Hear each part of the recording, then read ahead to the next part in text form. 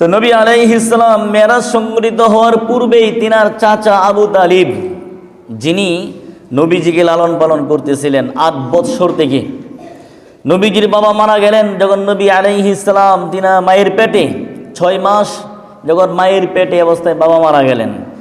নবীজির যখন 2 বৎসর হয়েছে তখনই নবীজির মা ইন্তেকাল করলেন। যখন নবী আলাইহিস সালামের বয়স 8 বৎসর 2 মাস 10 দিন হয়েছে, তিনার দাদা আব্দুল মুত্তালিব তিনিও ইন্তেকাল করলেন। এরপরে নবী আলাইহিস সালাম এর দায়িত্ব নিলেন তিনার চাচা আবু তালিব। তো এই আবু তালিবও নবুয়তের 11তম বৎসর তিনি ইন্তেকাল করলেন। এই আবু তালিব এমন একজন ব্যক্তি ছিলেন, নবী আলাইহিস সালামকে সর্বমুহূর্তেই তিনার সাহায্য করেছেন, সহযোগিতা করেছেন, তিনাকে হেফাজত করেছেন, দিনের কাজ করতে গিয়েও তিনাকে হেফাজত করেছেন।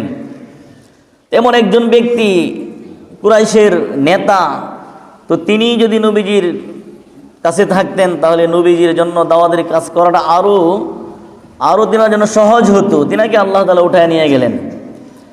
তো তিনাকে উঠায় নেওয়ার পরে কিছুদিন পরেই নবীজিরকে ঘরের মধ্যে যিনি সান্ত্বনা দিতেন, নবীজির প্রথম স্ত্রী হযরত খাদিজা রাদিয়াল্লাহু তাআলা আনহা, তিনারও ইন্তেকাল হয়ে গেছে। বাহিরে নবীজিকে সাহায্য করতেন তিনার চাচা, আর ঘরে নবীজিকে সান্ত্বনা দিতেন নবীজির বিবি খাদিজা রাদিয়াল্লাহু তাআলা আনহা। এই 2 জন যখন চলে গেলেন তখন নবীজির মনটা কত ভারাক্রান্ত। এই বৎসরটাকে আমুল হুজুন বলা হয়, চিন্তার বৎসর, টেনশনের বৎসর নবীজির।